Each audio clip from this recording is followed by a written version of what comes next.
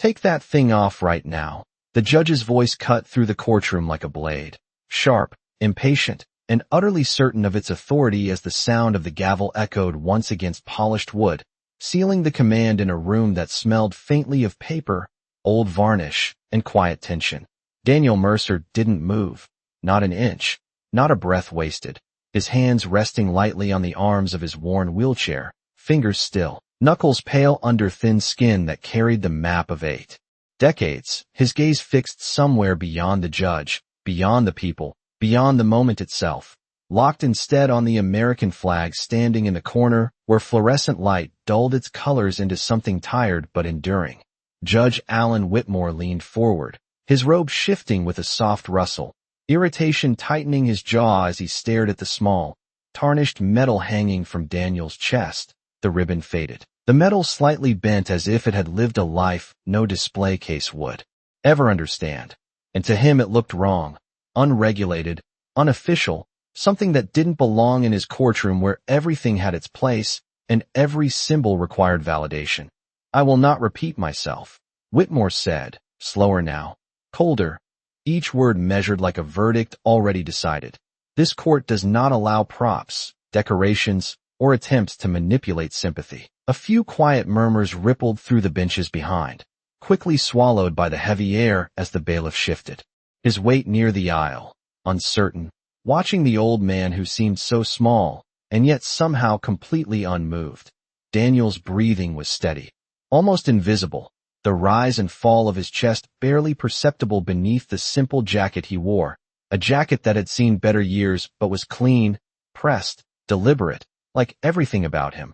And still he said nothing, not yet, not when the room expected him to defend himself, to explain, to justify, because men like Whitmore had never listened to explanations, only to authority. The judge's eyes narrowed, his patience thinning into something sharper, something closer to offense than procedure. "Bailiff," he said, not looking away. "Assist Mr. Mercer in complying with the court's order." And the word assist hung in the air with a weight that everyone understood, a command dressed as courtesy. As the bailiff hesitated for half a second too long before stepping forward, his boots quiet against the floor, his shadow stretching across Daniel's legs. Up close, the metal looked even more out of place, its surface dull, edges imperfect, nothing like the polished decorations the bailiff had seen in ceremonies or behind glass. And for a brief moment he frowned, something in his expression shifting, a flicker of doubt he couldn't explain, but orders were orders and hesitation had no place in a courtroom. So he reached out, hand steady, fingers closing the last inch of space toward the metal. That was when Daniel moved, not quickly, not violently, but with a precision that stopped the motion before it began, his hand rising just enough to intercept, to rest lightly against the bailiff's wrist, the contact gentle yet absolute. And for the first time his voice entered the room, low, gravelly, carrying a weight that didn't need volume to be heard. "Don't." The single word settling into the silence like something far older than the courtroom itself, something that didn't ask for permission and didn't offer explanation, and the bailiff froze, not because he was told to, but because something in that voice made movement feel like a mistake he couldn't afford to make as the judge straightened, eyes flashing with irritation, unaware that the balance of the room had already begun to shift in ways he could not yet see. The contact lingered for a fraction of a second longer than it should have, not because either man resisted, but because something unspoken settled into that moment, a quiet weight that made the bailiff slowly withdraw his hand, as if stepping back from a line he had not realized he was about to cross, and the courtroom, already tense, seemed to draw in tighter, the faint hum of the overhead lights suddenly louder. The shuffling of papers somewhere in the back abruptly stopping as attention locked onto the old man who had not raised his voice yet somehow commanded the space more completely than anyone else in it. Judge Whitmore's expression hardened, the flicker of irritation now sharpening into open defiance as he leaned forward again, his fingers pressing against the edge of the bench. "This is not a negotiation, Mr. Mercer," he said, his tone colder now, stripped of any pretense of patience. "You are in my courtroom, and you will follow my rules." The emphasis on my hung heavy. A declaration of control that had carried him through years of unquestioned authority, But Daniel did not look at him. Not yet, his eyes still fixed on the flag as if it were the only thing in the room that mattered. And when he finally spoke again, it was not louder, not sharper, just steady. "It is not decoration," he said, each word placed carefully, deliberately, like something carried a long way before being set down. And that was all. No explanation, no defense, just a statement that seemed to frustrate the judge more than any argument could have.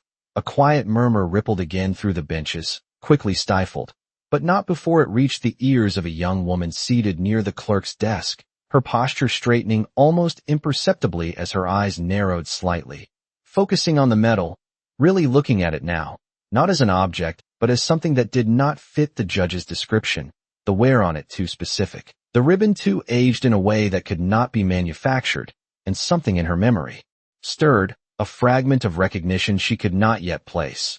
While at the front of the room the bailiff took a half step back, uncertain, glancing briefly toward the judge as if waiting for a clearer command. But Whitmore was already speaking again, his voice rising just enough to reclaim the room. "Then you leave me no choice," he said, lifting the gavel slightly as if the motion itself reinforced his authority. "You will remove it, or I will have you held in contempt." The word contempt landed, with the dull finality of something meant to end the discussion, to force compliance, to close the gap between command and action. Daniel finally shifted his gaze, not toward the judge immediately, but downward for a moment, toward the medal itself, his fingers brushing lightly against the worn metal, a touch so subtle it might have gone unnoticed if not for the stillness of everything else. And for just a second the courtroom seemed to fade from him, the air changing in a way no one else could feel, the fluorescent lights replaced by something harsher, brighter, the quiet replaced by a distant, echoing roar that existed only in memory. And then it was gone, just as quickly, leaving behind only that same steady presence as he looked up, meeting the judge's eyes for the first time.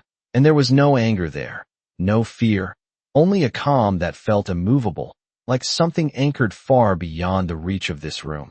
The young clerk's breath caught slightly as the pieces in her mind shifted closer to alignment, her fingers hovering over the edge of her desk as if she were about to move, about to act, but had not yet decided how, while the judge mistook the silence for hesitation, for weakness, and straightened with renewed certainty, unaware that the balance he relied on was already beginning to slip in ways he could neither see nor control.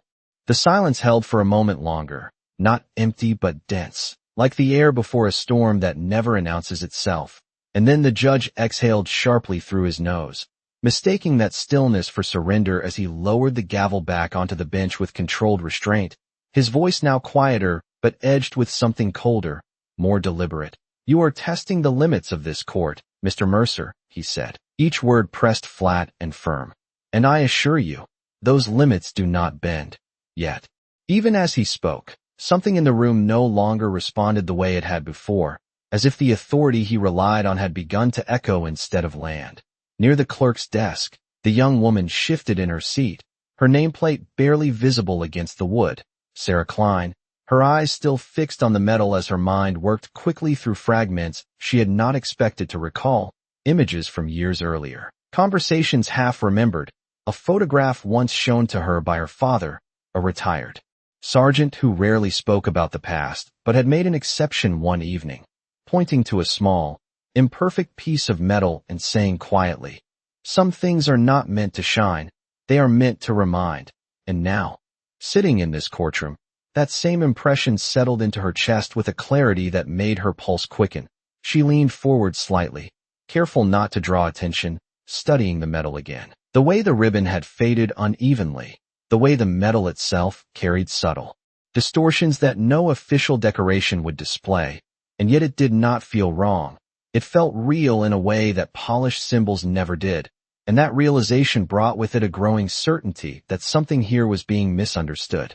At a level far deeper than courtroom procedure, at the front, the bailiff remained still, his hands now at his sides, no longer reaching, no longer certain, his earlier confidence replaced by a quiet hesitation he could not explain, as if stepping forward again would violate something he did not yet understand but instinctively respected. Judge Whitmore noticed none of it, or chose not to. his focus fixed entirely on maintaining control, on restoring the structure that had begun to slip, and he straightened his posture, drawing in a measured breath before speaking again. "Let the record reflect," he said, his tone shifting into formal cadence, "that the defendant is refusing a direct order from this court." The words carrying the weight of documentation, of permanence, of consequence. Yet even as they were spoken, they seemed to fall short of their usual impact. Daniel Mercer listened without reaction, his gaze steady now, no longer on the flag but on the judge himself, and there was something in that look that did not challenge, did not resist, but simply existed with a certainty that made opposition feel irrelevant, his hand still resting lightly against the metal, fingers barely touching the worn surface as if it anchored him to something far beyond the present moment. Sarah felt it then, the final piece falling into place, not as a fact she could articulate, but as a truth she recognized. And her chair shifted softly as she stood, the movement small but noticeable in the charged quiet, her voice careful, respectful, yet carrying a quiet urgency as she addressed the bench. "Your Honor," she said, the words steady despite the tension in her chest. "May I request a brief pause to verify something in the record?"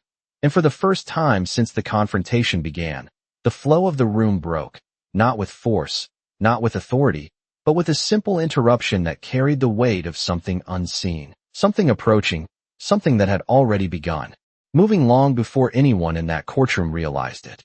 The request hung in the air, subtle yet disruptive, like a single thread pulled loose from a tightly woven fabric, and Judge Whitmore's eyes snapped toward Sarah Klein with visible irritation, his authority momentarily diverted from its intended target.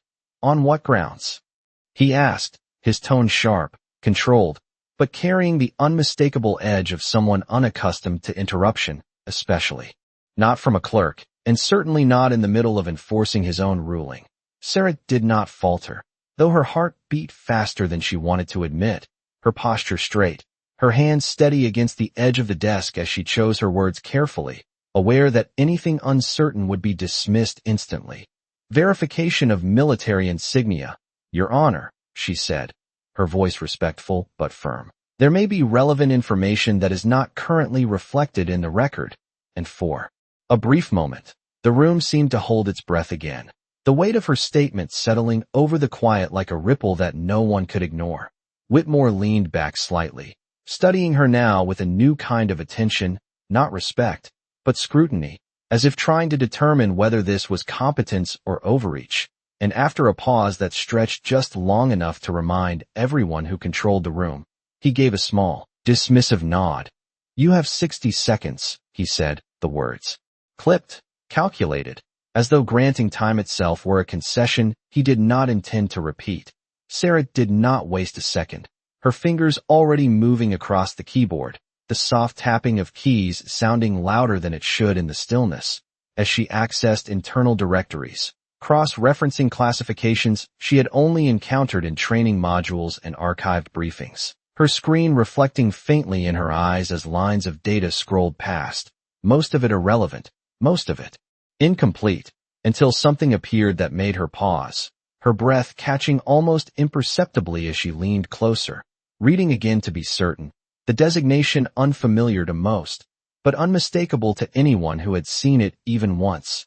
At the front, Daniel Mercer remained exactly as he had been, unmoved by the shift in attention, his hand still resting lightly against the metal, his expression unchanged, as if whatever was unfolding now had already been lived through long before this room ever existed. While the bailiff watched Sarah with growing curiosity, his earlier uncertainty now turning into something sharper, something closer to awareness.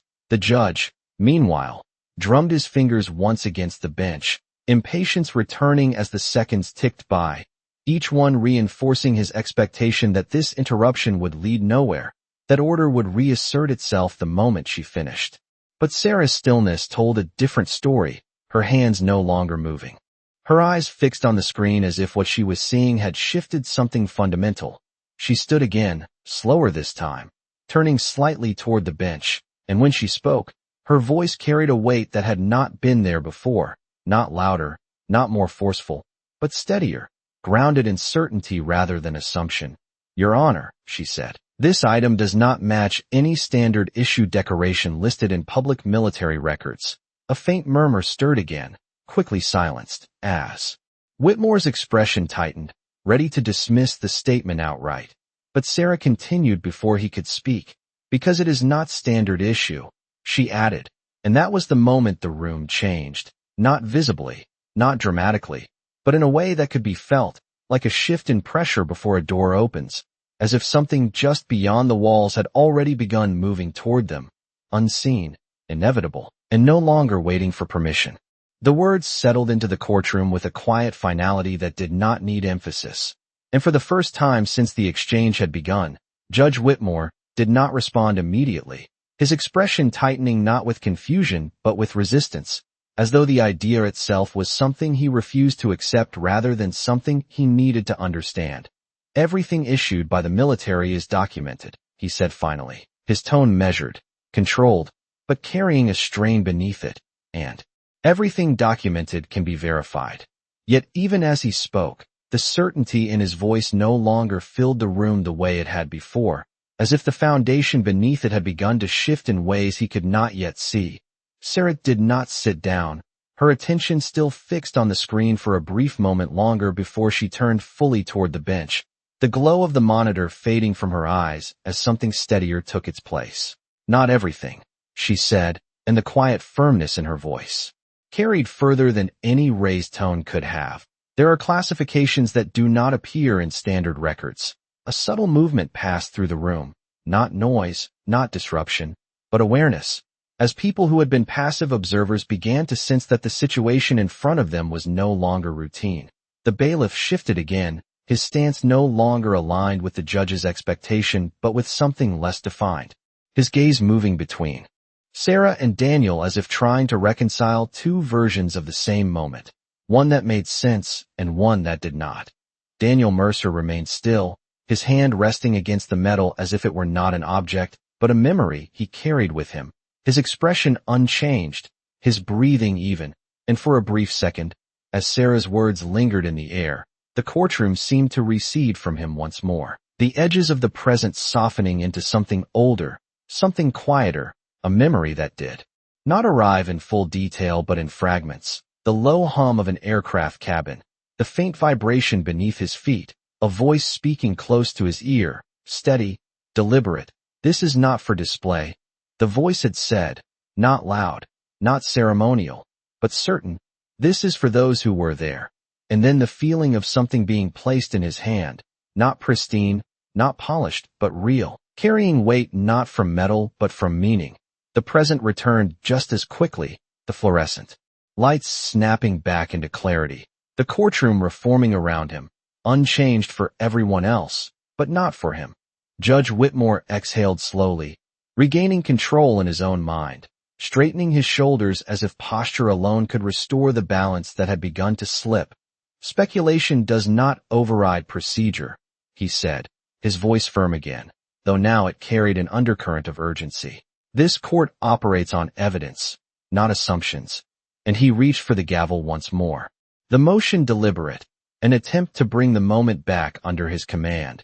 But before the sound could fall, before the decision could be sealed, a faint noise reached the room from beyond its closed doors, distant at first, almost indistinguishable, then clearer, the sound of footsteps moving with purpose down the hallway, not hurried, not chaotic, but precise, measured, accompanied by a presence that seemed to move ahead of it, felt before it was seen, and one by one, heads turned toward the entrance without being told to, the attention of the room shifting away from the bench, away from the judge, towards something approaching that did not belong to the ordinary rhythm of a courtroom, something that carried with it a weight of authority that did not need to announce itself, because it was already understood. The sound grew clearer with each passing second, measured footsteps, echoing down the hallway with a rhythm that did not rush and did not hesitate, and the courtroom, once anchored to the authority of the bench, began to shift its attention entirely toward the closed doors as if drawn by something deeper than curiosity, something instinctive, while Judge Whitmore remained seated, his hand still wrapped around the gavel, his posture rigid as he chose to ignore the distraction, to assert control through stillness. Yet even he could not stop his eyes from flicking briefly toward the entrance. The bailiff straightened unconsciously, shoulders pulling back, chin lifting a fraction as though responding to a presence he had not yet seen but already recognized. His earlier uncertainty replaced by something sharper, something trained. While Sarah Klein stood motionless beside her desk, her breath slow, her gaze fixed on the doors, the pieces in her mind no longer scattered but aligned, forming a realization that made the moment feel inevitable rather than unexpected. Daniel Mercer did not turn, not immediately, his attention still forward, his hand resting against the metal as if anchored to it. But there was a subtle shift in him, a quiet awareness that passed through his posture, not anticipation, not concern, but recognition, as though the approaching presence was not new, not surprising, but long known. The footsteps stopped just outside, and for a brief moment there was silence again, deeper this time, heavier, the kind of silence that does not wait but arrives with something behind it. And then the door opened, not violently, not dramatically, but with controlled precision, the handle turning smoothly, the hinges releasing without a sound, and two uniformed military police officers stepped inside first, their movements exact, their expressions neutral, scanning the room not with suspicion but with purpose, creating a space rather than entering one. The shift was immediate, almost imperceptible yet absolute, as every person in the courtroom felt it without needing explanation, the air tightening, the atmosphere changing in a way that had nothing to do with procedure and everything to do with presence. And then he entered, General Marcus Hale, his uniform immaculate, the lines of it crisp under the fluorescent lights, his posture straight without effort, his pace unhurried, each step placed with quiet certainty, and he did not announce himself, did not raise his voice, did not need to, because the effect of his presence was already complete.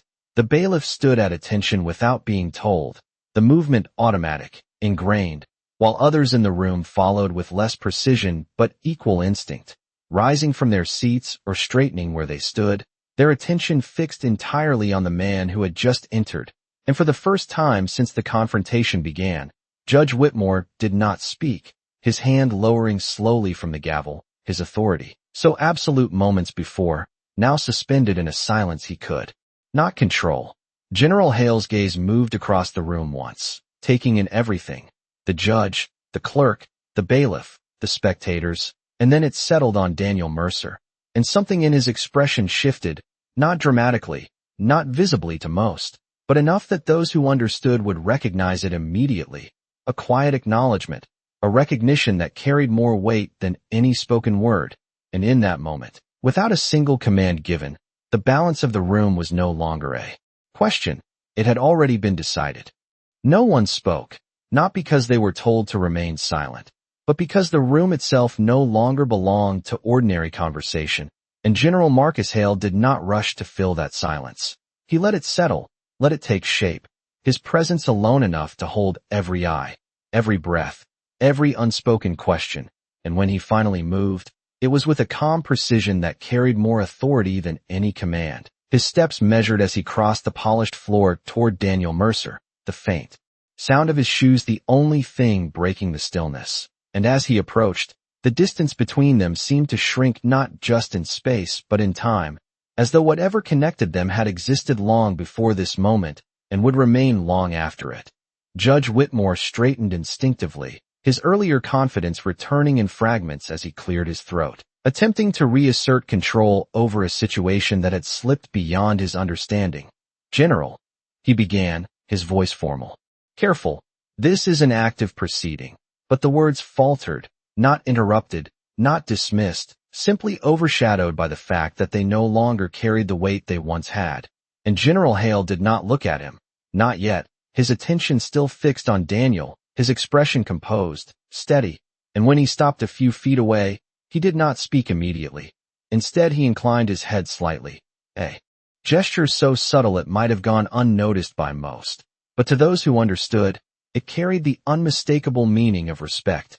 Daniel lifted his gaze to meet his, and for the first time since the confrontation began, there was the faintest shift in his expression, not relief, not surprise, but recognition, the kind that does not need words. And General Hale spoke then, his voice low, controlled, carrying across the room without effort.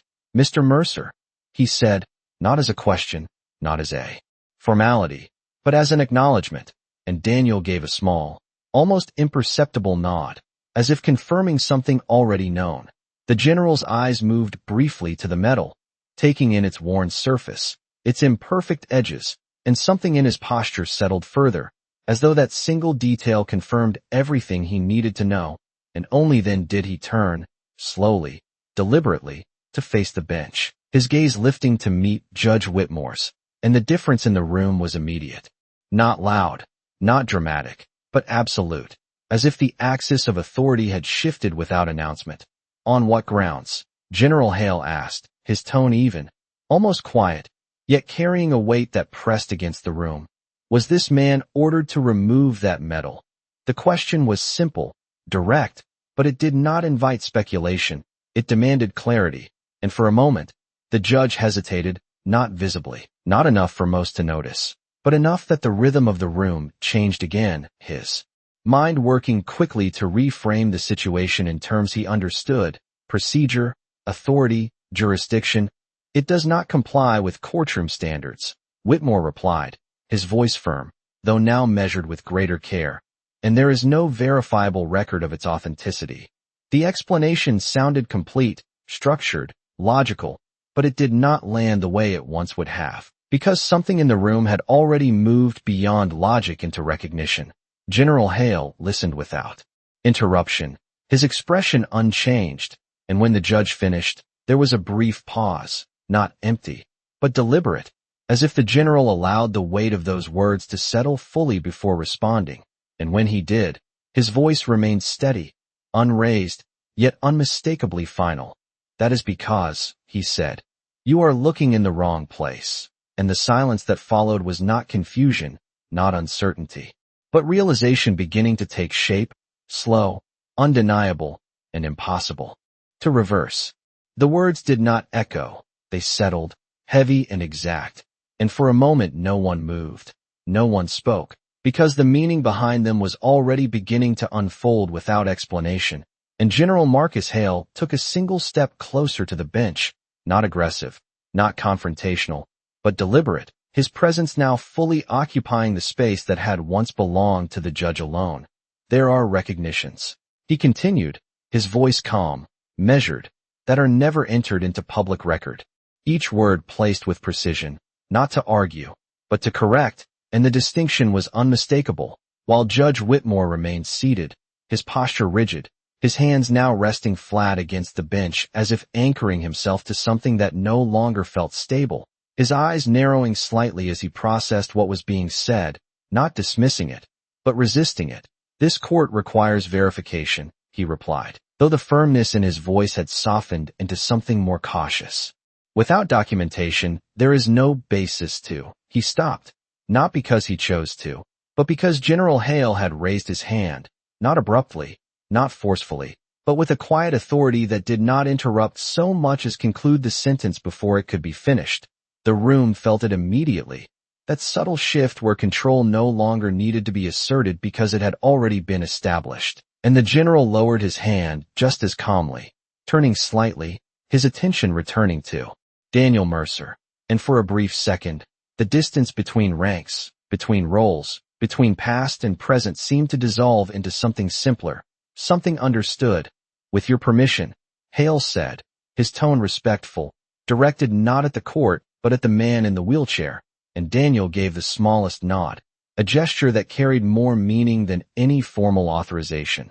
The general reached forward then, not to take the medal, not to remove it, but to adjust it, his fingers, precise, careful, straightening the ribbon where it had shifted slightly during the earlier exchange, the motion gentle, deliberate, and in that single act, the entire room understood what words had not yet fully explained, because no one of his rank would touch something like that without reason, without recognition, without certainty. The bailiff's posture tightened further, now fully at attention, his earlier uncertainty gone, replaced by a clarity that required no instruction, while Sarah Klein stood still, her earlier instinct now confirmed, her eyes fixed on the moment as if committing it to memory, aware that what was happening was not procedural, not routine, but something far rarer, something that did not belong to ordinary systems. General Hale stepped back, his gaze lifting once more to the bench, and when he spoke again, his voice remained steady, controlled, but there was no room left in it for interpretation. "That medal stays exactly where it is," he said, not as a request, not as an argument, but as a statement of fact, and the silence that followed was complete, absolute, not because anyone demanded it, but because there was nothing left to say, nothing left to challenge, only the quiet realization that the authority in the room had shifted entirely, and that it would not be shifting back. No one challenged it, not because they agreed, but because the moment had moved beyond agreement, beyond argument, into something that could only be recognized, and Judge Whitmore sat still behind the bench, his posture unchanged, but his presence no longer filling the room the way it had before, his gaze fixed on the medal, now resting exactly where it had always been, yet seen differently, understood differently, as if its meaning had expanded beyond the limits he had tried to impose. The gavel remained untouched beneath his hand, not lowered in defeat, not raised in command, simply still, a symbol that had lost its immediate power in the presence of something older, something not written into courtroom procedure. General Marcus Hale did not press further, did not lecture, did not explain in detail, because he did not need to.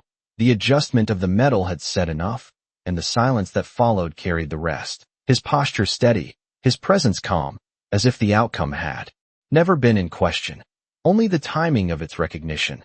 Daniel Mercer remained exactly as he had been, his hand now resting at his side, the medal sitting flat against his chest, no longer disturbed, no longer questioned, and for a brief moment his gaze shifted once more toward the flag in the corner, the fabric unmoving in the still air, yet carrying a weight that mirrored the one now settled in the room. And there was something in his expression that had not been there before, not pride, not relief, but a quiet completion, as if something that had been tested had now been answered without needing to be defended.